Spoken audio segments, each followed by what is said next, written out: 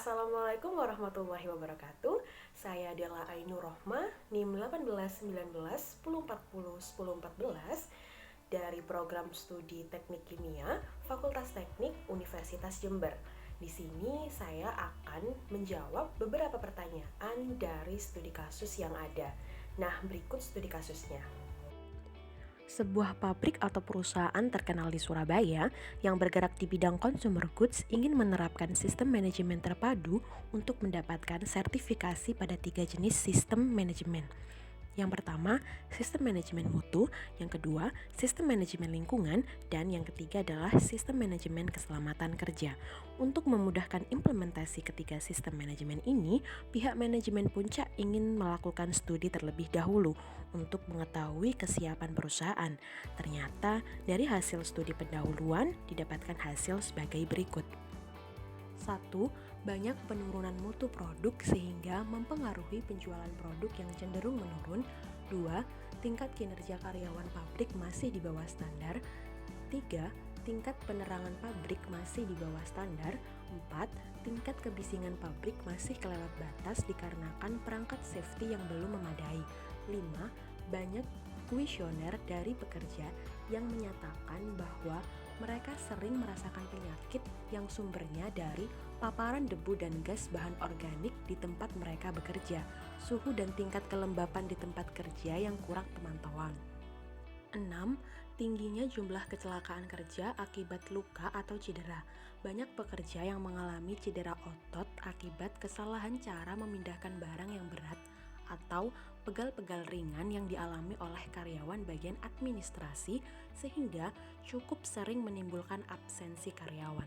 Anehnya, seluruh kecelakaan kerja yang terjadi tidak ada pelaporannya secara resmi. Pada saat dipertanyakan, maka jawaban para pekerja lapangan berikut manajernya adalah tidak apa-apa, tidak pernah ada kecelakaan yang berakibat luka serius atau kematian.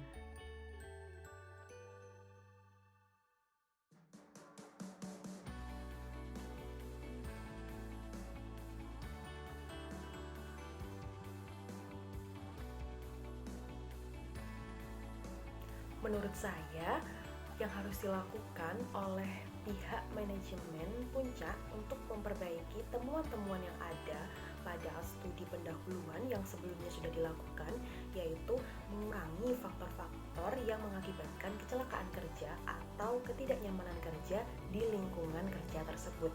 Banyak faktor yang mengakibatkan kecelakaan di tempat kerja, diantaranya ialah faktor tempat kerja. Dapat berupa jenis industri, kondisi peralatan, jam kerja, dan lain-lain. Dan juga ada faktor pribadi dari manusia itu sendiri, seperti kesehatannya, karakteristik kepribadiannya, pengalaman kerja, dan lain-lain.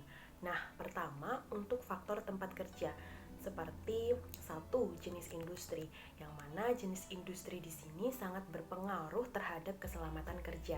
Misal pada perusahaan batubara, maka pasti memiliki tingkat resiko yang lebih berbahaya dibandingkan dengan perusahaan akuntan.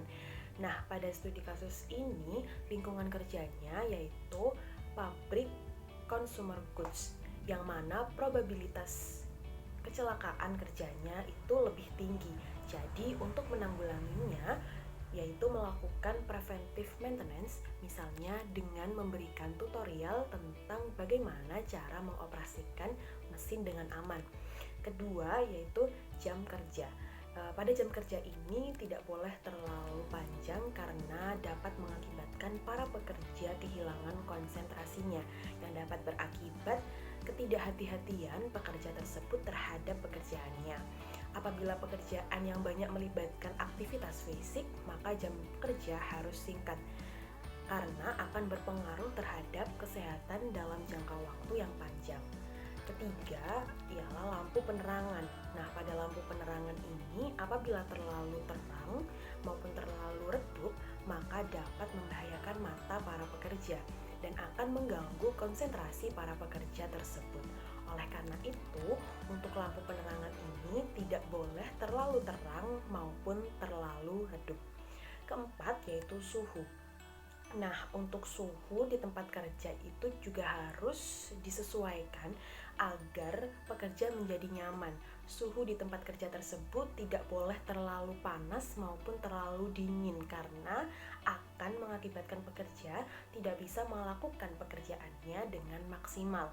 Kelima yaitu alat pengaman. Nah, di alat pengaman ini wajib dimiliki setiap industri yang mempunyai tingkat resiko yang tinggi, seperti halnya pada kontraktor yang wajib menyediakan helm pelindung dan alat keamanan lainnya.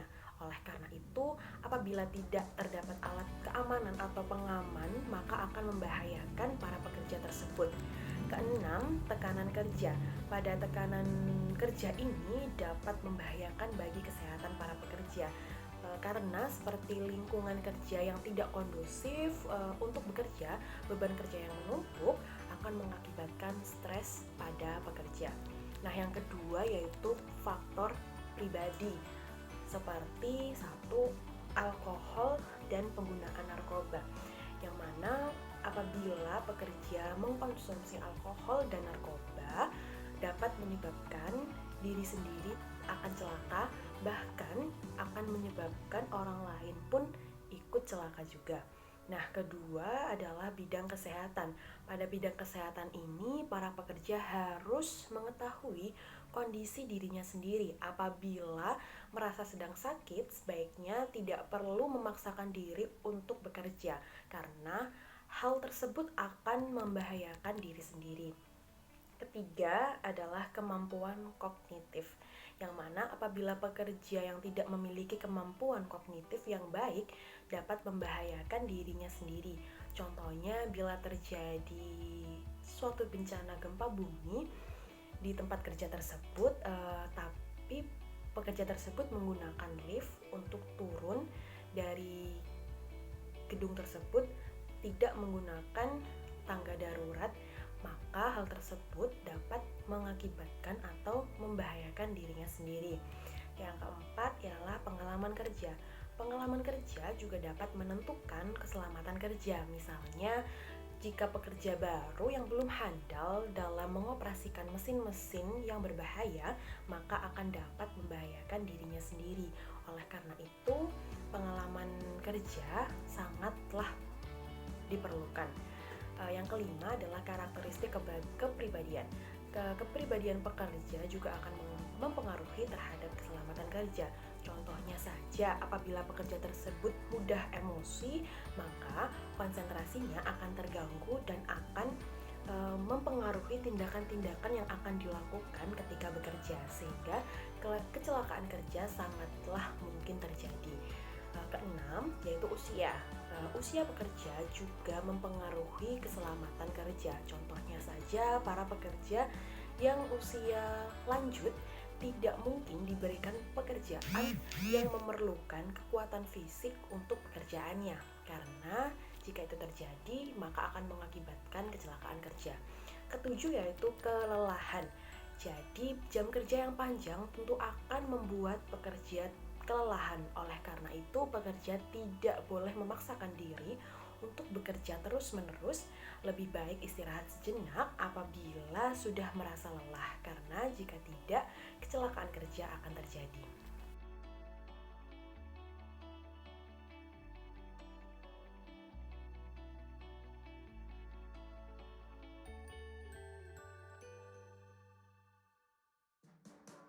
Jika saya adalah direktur utama pada perusahaan tersebut, maka yang saya lakukan ialah akan menstruktur ulang seluruh organisasi tersebut, mulai dari manajemen kinerja di pabrik dan di kantor pusat. Contohnya menerapkan aturan dan standar baru sebagaimana yang dimaksud di dalam teori pembentukan kebudayaan organisasi baru. Nah, di dalam teori pembentukan kebudayaan organisasi baru yaitu satu adalah unfreezing, yang mana merupakan pencairan aturan-aturan atau kebudayaan lama. Bisa juga merupakan perombakan total aturan dan kebudayaan lama. Kedua adalah cognitive restructuring, yang mana setelah dihancurkannya atau dirombak aturan lama dan kebudayaan lama, yang dilakukan di sini adalah membuat aturan dan kebudayaan yang baru. Ketiga adalah rephrasing, yang mana setelah aturan dan kebudayaan baru terbentuk, yang dilakukan di sini adalah menetapkannya dan menggunakannya di era organisasi yang baru.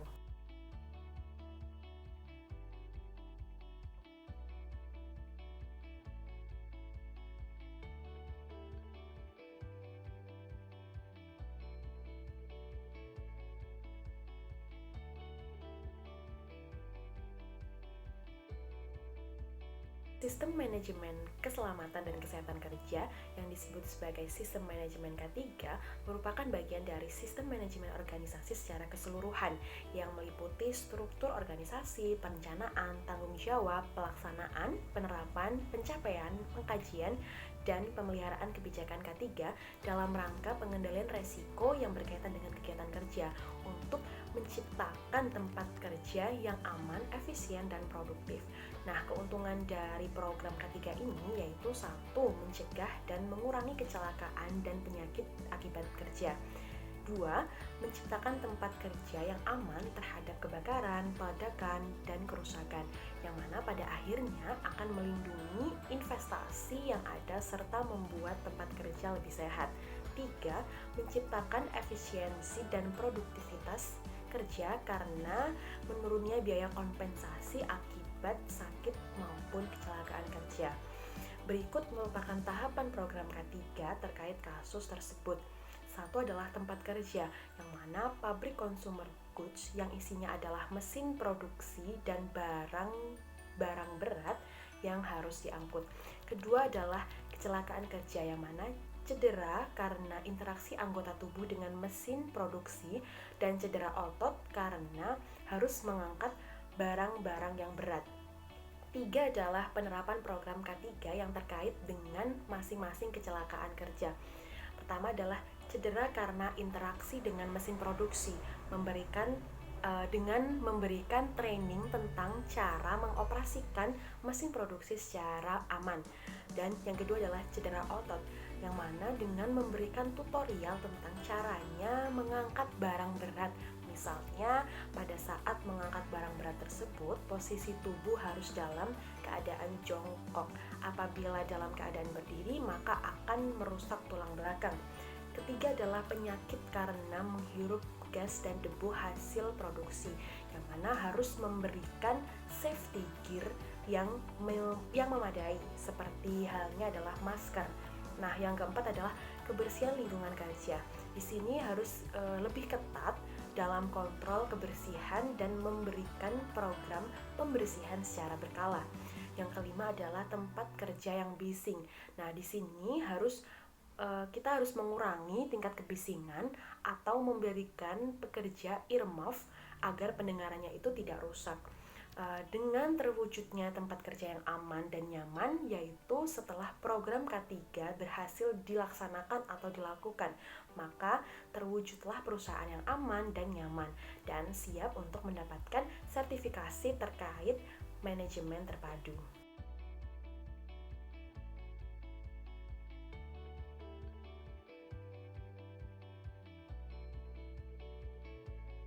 Yang saya lakukan untuk mempromosikan produk agar lebih laku adalah dengan melakukan penjualan produk-produk yang akan berujung membuat waste, atau dalam teori manajemen pemasaran yaitu 1. Segmenting, memperjelas produk-produk yang dibuat itu untuk kalangan yang mana, atau membagi pasar ke dalam kelompok yang lebih kecil. Kedua adalah targeting, bagaimana caranya agar segmen yang dituju mau membeli produk yang kita buat atau produk yang kita jual. Misalnya dengan membuat iklan di TV, atau bisa juga dengan memasang semacam baliho di pinggir jalan. Yang ketiga adalah positioning, yang mana memberikan persepsi terhadap target market dan segmen yang dituju mengenai produk value yang diberikan sehingga membedakannya dengan kompetitor yang lain. Nah, sekian dari saya. Kurang lebihnya mohon maaf. Semoga video ini bermanfaat. Wassalamualaikum warahmatullahi wabarakatuh.